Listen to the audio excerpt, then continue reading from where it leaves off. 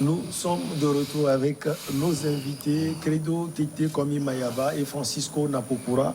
On était avec Credo Tete qui a encore 2 minutes pour développer l'aspect la malheureuse. Oui, l'aspect la malheureuse, ce sont les conditions, les recettes réalité aujourd'hui. Donc, elle est entre 4 murs, dans une cellule d'une dizaine d'autres femmes. Donc, elle n'a pas accès aux visites comme cela se doit. Donc, elle est obligée de se morfondre dans sa cellule parce qu'elle ne sait pas quand est-ce qu'elle va sortir. Donc, aujourd'hui, avec tout ce qu'elle a fait, sur le plan politique du Bénin, tout ce qu'elle a fait dans d'autres pays limitrophes du Bénin, même dans d'autres pays africains. Donc, je crois que son imprudence là, lui a causé ce malheur. Donc, aujourd'hui, elle ne sait même pas quand est-ce qu'elle pourra se sortir d'affaire. Donc, d'où, disons, la conclusion qu'on pourra faire à une certaine étape que, en fait, le pouvoir politique de M. Patrice Talon a voulu seulement la rabaisser, la punir. Alors, comme Imayaba, moi, l'aspect qui m'inquiète, c'est l'aspect féminin. On imagine ce qui se passe mentalement avec Rekia Madougou et surtout embasillé de la sorte. Oui, bon, l'aspect féminin, non, parce qu'elle n'est pas la seule femme en prison. Quand même, il faut le relever. Peut-être que c'est un traitement particulier. Quand on voit les conditions... Il faut parler de son statut, enfin, le statut qu'elle avait avant d'aller en prison. Sinon, l'aspect féminin, il y a beaucoup de femmes qui sont en prison. On n'en parlera pas. Bon, dans tous les cas, avant même de revenir sur cet aspect, je voudrais peut-être faire une petite analogie par rapport à sa position. Vous savez, Credo a fait un développement qui, ma foi, m'a plu. Même en même temps, je peux apporter des critiques là-dessus. Les critiques, c'est lesquelles? Vous savez, quand Rekia Madougou était dans les cautions des chefs d'État africains, elle se sentait partout, comme tout le monde a pu le constater. Mais ce n'est pas pour autant parce qu'on est en face d'un pouvoir qu'on peut utiliser ces astuces-là pour amener quelqu'un en prison. Moi, ce que je voudrais peut-être dire dans ce sens, c'est de faire savoir que les chefs d'accusation portés contre Rekia Madougou soient avérés. Actuellement, on tente de faire comprendre que c'est Talon qui a amené Rekia Madougou en prison. Normalement, la justice ne doit pas être inféodée au pouvoir. C'est-à-dire que le judiciaire doit être différent de l'exécutif. La séparation des pouvoirs. Voilà, la séparation de pouvoir. Maintenant, qui a amené Rekia Madougou en prison? Est-ce que c'est l'exécutif ou c'est le judiciaire? Le judiciaire. C'est la grande interrogation. Si on doit peut-être faire cette relation entre la justice et le judiciaire et l'exécutif, on va peut-être on va avoir des difficultés comme on assiste dans les autres pays avec des règlements de compte. Aujourd'hui, ça semble faire voir clairement comme quoi il y a un règlement de compte entre le pouvoir de Talon et Rekia Madougou. C'est ce qui est dommage parce que si la justice va faire son travail, il faut que les faits reprochés contre cette dame soient établis et qu'on la condamne. Puisque j'ai écouté Talon se prononcer sur ce sujet lorsqu'il était reçu, justement, qu'il a parlé, on lui a demandé est-ce qu'il est prêt pour une grâce présidentielle. Il dit la justice va faire son travail. Voilà, il a parlé d'une justice qui va faire son travail. Non, aujourd'hui, je fais comprendre, ou bien ça fait comprendre qu'il se départit de la justice. Donc, il fait semblant, ça fait croire que Talon n'en est rien pour cette arrestation ou cette condamnation de gouvernement. Donc, non, ce n'est pas vérifié comment, puisque c'est ce qui est en fait établi. Maintenant, dans les couloirs, il faut aller voir ce qui se fait. C'est pourquoi nous disons que, en fait, avec Rekia Madougou, la plaidoirie du collège de ses avocats doit être entendue. Parce que même si ce n'est pas elle, toute personne qui est incarcérée, les conditions de détention doivent être quand même à minima acceptables. C'est pourquoi nous disons que au-delà de ce que nous disons, il faut que dans un état donné, il faut respecter quand même un détenu, c'est un homme, c'est un citoyen après tout. Tout le monde peut être un détenu. Et donc, quand quelqu'un est dans des conditions carcérales qui ne sont pas acceptables, il faut essayer de comprendre pour quand même essayer de corriger ces erreurs-là. Au-delà, et Ricky Amadougou, aujourd'hui, comme le savons, elle paye les erreurs. Moi, je ne les appellerai même pas les erreurs parce que quand vous êtes en politique, il faut s'attendre à tout. Ouais. Même les chefs d'État africains aujourd'hui, la plupart qui sont arrivés, des opposants qui sont arrivés au pouvoir, sont passés par ce canal-là. La prison. Ouais, ils sont passés par ce canal-là. Donc, il vous dit que demain, ça ne peut pas se servir comme... un tremplin pour dire que, bon, au-delà de tout, j'ai souffert, j'ai fait la prison, ainsi de suite, ainsi de suite. Nous lui souhaitons vraiment que sa situation soit élucidée pour qu'elle se retrouve, qu'elle recouvre sa liberté et continue son chantier politique. Justement, ce n'est pas facile. Justement, c'est pas facile parce que pour des gens qui, même pour faire le mets à Accra, sont dans des jets privés, qui mangent du caviar. C'est pas facile. Et puis, bon, vous savez, ce que moi j'avais pensé depuis son arrestation, j'ai dit que Talon va le ramener à la sauvageonne. Ouais. Ça, c'est ça qui est en train de se faire. C'est-à-dire qu'on la prive de tout et du coup, elle va ressortir, c'est-à-dire elle va affaiblir, perdre tout, quoi. Voilà, tout le charme qu'elle avait, et voilà. Et donc... Elle peut rebondir. Et voilà. Elle peut rebondir. Bon, justement, il y a l'argent. C'est après Talon, hein. Bien. Maintenant, lorsque Credo parle de la malheureuse, oui, c'est la malheureuse. Elle est aujourd'hui abandonnée. Parce que quand vous voyez partout, elle est passée dans tous les palais. Même lorsqu'on parle d'imprudence, parce qu'on a eu à lire, même sur des réseaux sociaux, des confidentialités des réunions de chefs d'État qu'elle a maladroitement partagées avec des gens. Et je dis, mais lorsque on dit ça, et que ça se retrouve sur les réseaux sociaux, c'est que celui qui est là en face, lorsqu'on vous accuse de coup d'État, ce n'est pas pour rien. Hein. C'est avéré, parce que si vous avez le soutien d'un chef d'État voisin ou, disons, ami qui peut vous aider à évincer quelqu'un qui est au pouvoir, mais on ne peut que le prendre comme, n'est-ce pas, un coup, n'est-ce pas. Et puis, n'oubliez pas que ce problème du Ricky Amadougou et de Talon, bon, même si Talon dit que c'est la justice, mais qu'est-ce qu'une justice nous autres peut, hein. J'allais justement vous poser mais justement, voilà. Donc, mais n'oubliez pas que cette affaire impacte beaucoup les relations entre nos pays et même le commerce. Oui. Parce que moi, j'ai été invité le mardi dernier à aller à Ila Conti pour aller voir ce qui se passe. Mais quand vous voyez, c'est des dizaines de camions qui sont là, qui ne peuvent pas traverser la frontière. Parce que quoi? Tous les produits aujourd'hui qui doivent même traverser, c'est-à-dire en transit, par exemple, sur le Nigeria, mais le Bénin exige que les produits soient dédouanés avant de passer. C'est ce qui se passe actuellement.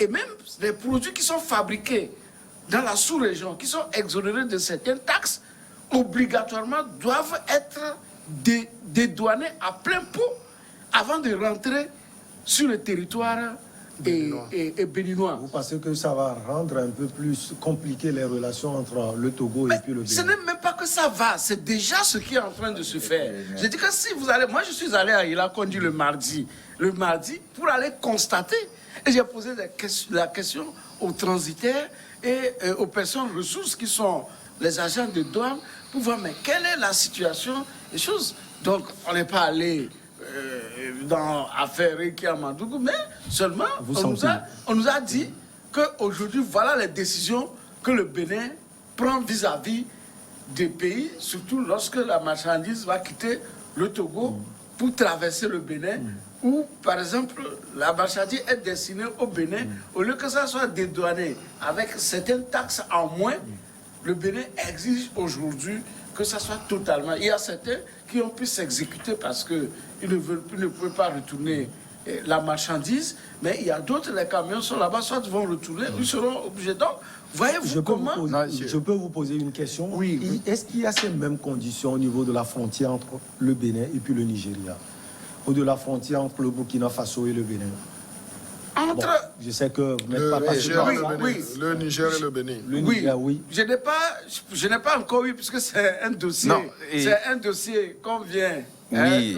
C'est peut-être pour tirer pour le lequel, contenu. voilà, Michel, pour lequel nous avons été invités. Il veut Mais glisser lorsque- à vous, oui, le oui, permettez. oui. Oui, si vous permettez. Vous savez, ce dont parle M. Napo, je ne pense pas qu'il y a de rapport entre l'arrestation de Dame Rekia Madougou et les relations commerciales entre les États.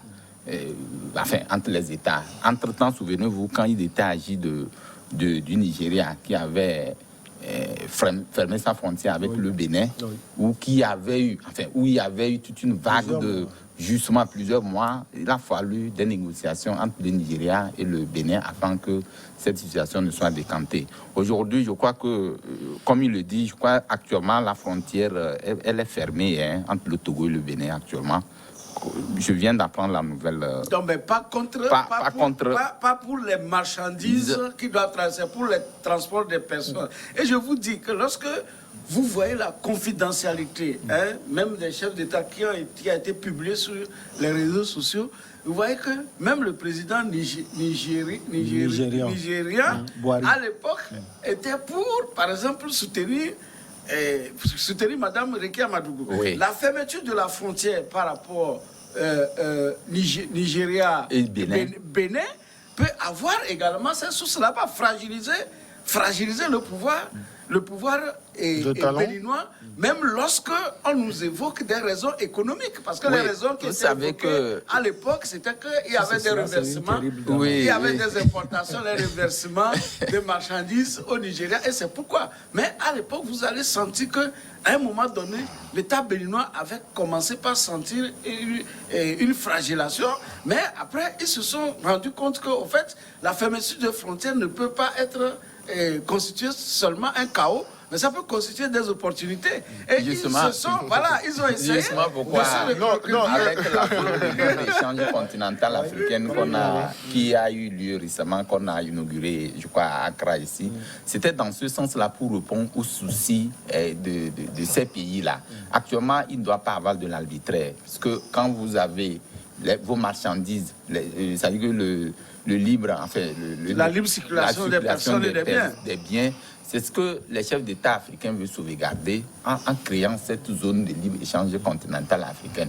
Je crois que ça doit rentrer dans l'effectivité, surtout que la plupart des pays ont souscrit à cette donne-là et que ces genres de situations, on ne va plus quand même assister à ces genres de situations pour qu'on puisse faire des liaisons ou des connivences établir des connivences avec des problèmes politiques. Credo Tété, dernier mot sur le sujet portant sur le Bénin. Non, je dirais il faut qu'on soit assez prudent pour ne pas accorder trop d'importance à Mme Rekia Madougou pour insinuer que sa détention aurait des ressentis commerciaux. Non, donc je crois qu'il faut séparer les choses. C'est vrai, il y a des difficultés dans l'expression du commerce sous-régional aujourd'hui et il y a des actes, la libre circulation des personnes et des biens de la CEDEAO, il y a la zone libre. Donc là, il appartient à ces États de définir clairement les règles du jeu. Donc là, moi, je ne vois pas. C'est vrai, depuis le vendredi ou bien le jeudi dernier, il y a des complications au niveau de nos postes frontières. Mais j'ai découvert les fruits de ces investigations sur le terrain, mais à un certain moment, donc il y a des raisons aussi de respect de la fermeture des frontières pour cause de la pandémie à la Covid-19. Donc aujourd'hui, Rekia Madougou, c'est vrai, ses avocats crient. Donc c'est une façon pour ces avocats d'externaliser les problèmes judiciaires de Rekia Madougou pour avoir de la compassion à l'international afin qu'on puisse, disons, rendre moins rigides ces conditions de détention. Mais allez dire qu'elle n'a pas de télévision, elle n'a pas de poste radio. Donc je me dis, c'est vrai, les conditions carcérales en Occident ne sont pas les mêmes en Afrique. Et c'est là où on dit, lorsque vous avez une marge de manœuvre sur le plan politique d'agir, agissez. Vous savez, il y a un comédien, un humoriste ivoirien qui dit ça, que c'est la lettre P. On peut quitter la prison pour devenir président. On peut quitter la politique pour aller en prison. Ça peut aller. Madame Rekia Madougou, moi, c'est vrai, les conditions, je ne crois pas que les conditions aient changé lorsqu'elle était ministre de la Justice. Elle pouvait participer à l'action de modernisation de la justice. Quel a été le travail qui a été fait lorsqu'elle était chef de ce département de la justice du côté du Bénin? Donc là, aujourd'hui, elle est obligée ou bien elle est contrainte. Des conditions qui sont propres à elle-même. Non. Vous savez, les avocats sont également dans leur rôle. Donc les avocats vont rendre le sujet de telle façon à ameuter l'opinion. Nous ne sommes pas, nous qui sommes sur le plateau, on n'a pas encore fait l'expérience, on n'a pas rendu visite, donc on ne peut pas décrire comme cela se doit les conditions de détention de la dame. Mais c'est vrai que elle n'a pas assez de marge de liberté comme les autres femmes détenues. Et comme Mayaba le disait, elle n'est pas la première femme, parce qu'elle partage même sa cellule avec une dizaine de femmes. Donc il y a d'autres femmes aussi qui sont là-bas. Mais aller jusqu'à dire qu'elle n'a, je ne vois pas, ou bien je n'ai pas des informations que dans les prisons ivoiriennes, béninoises, pardon, qui est dans les cellules des postes télé avec tout le confort nécessaire. Non, c'est vrai. Elle a. Non. Elle a une politique quand même. Non, cela ne voudrait. Non, si on fait cette erreur-là, c'est qu'on va encourager les gens aussi à aller sur ce terrain. Ce n'est pas parce qu'elle est politique qu'on doit lui trouver des conditions spéciales. Mais qu'on trouve les conditions spéciales pour tous les détenus, qu'on travaille à rendre la prison moins avilissante. Donc, c'est le travail qui doit être fait. Parce que ceux qui sont aux affaires aujourd'hui, il ne faut pas qu'ils oublient qu'ils peuvent reprendre la place de Mme Rekia Madougou un jour. En fait, lorsque Credo nous dit que lorsqu'elle était peut-être à la justice, qu'elle aurait pu mieux faire, mais il faut reconnaître que tout le système judiciaire du Bénin a été remis en cause par Talon à un moment donné. Donc ça, là, il faut voir que tout ce qui avait été fait comme progrès n'est plus aujourd'hui d'actualité. Et c'est le lieu pour même Rekia, pour s'occuper, qu'elle puisse rédiger au moins quelque chose, un livre. Non, je suis sûr.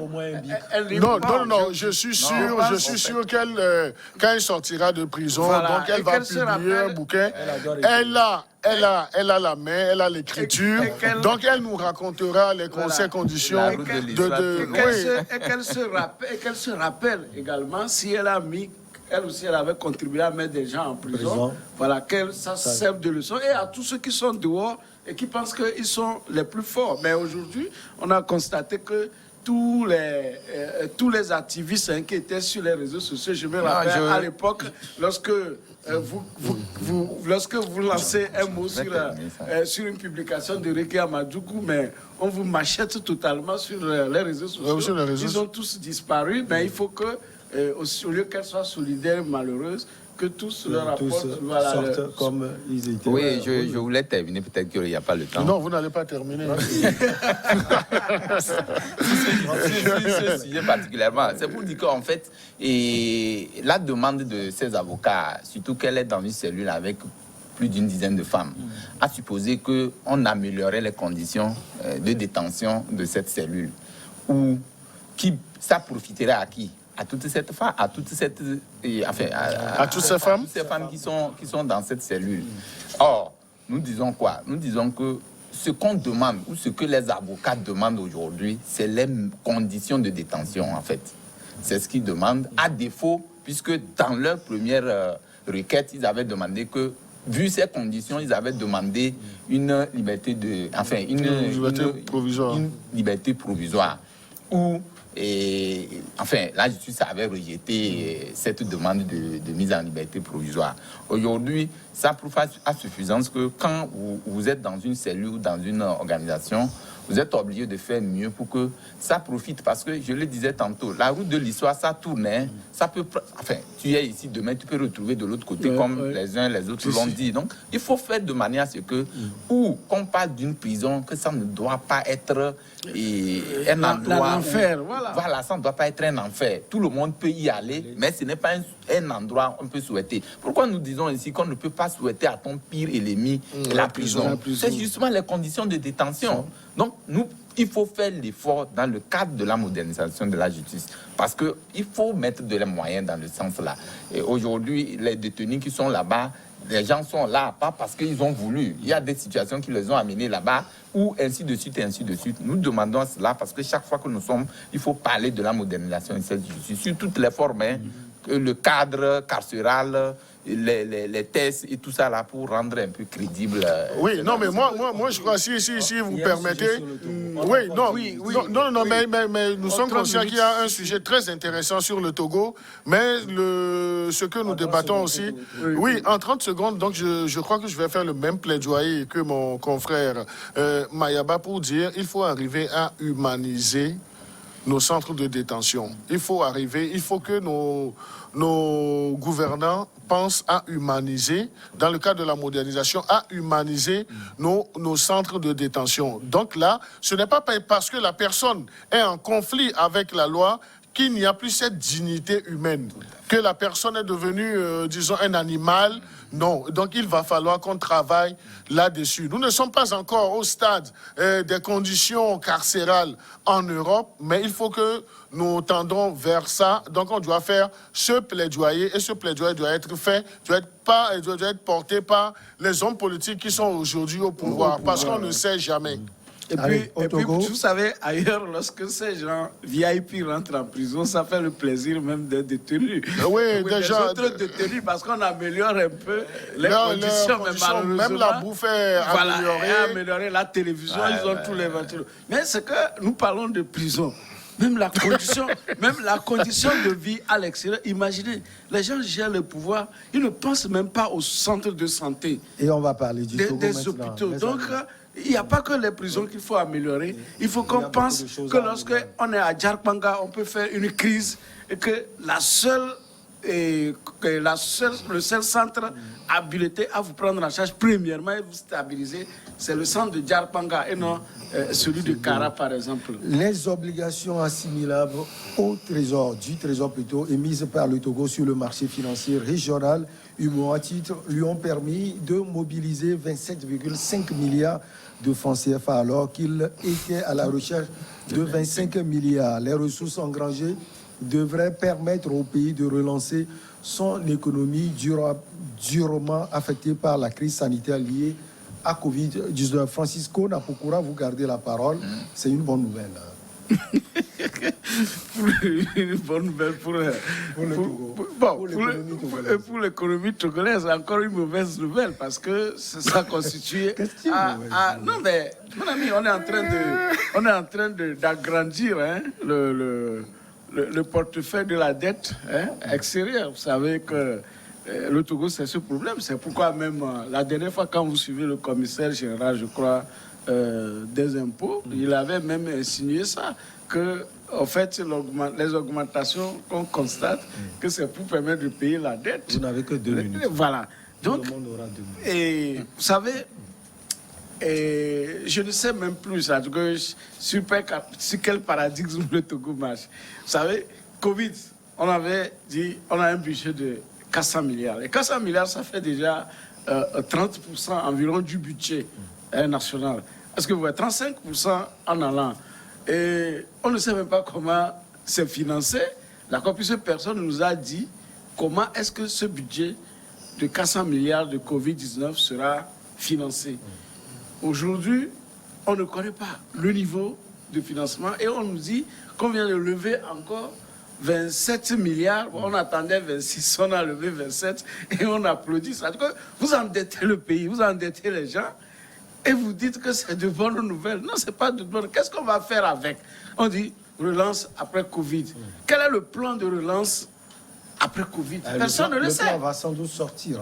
Mais attendez, il faudrait qu'on connaisse. On devait connaître d'abord le plan. Peut-être qu'ils ont le plan. Oui, on devait connaître d'abord le plan. Je vous dis. On va chercher à l'avoir. Je vous ai dit, et c'est un chiffre connu. Lorsque le chef de l'État a fait le discours, on avait dit 400 milliards seront débloqués pour le financement de Covid. C'est pas débloqué. On peut pas mobiliser. Ça, c'est pas débloqué. Oui, sera mobilisé ou débloqué. Voilà, jusqu'ici.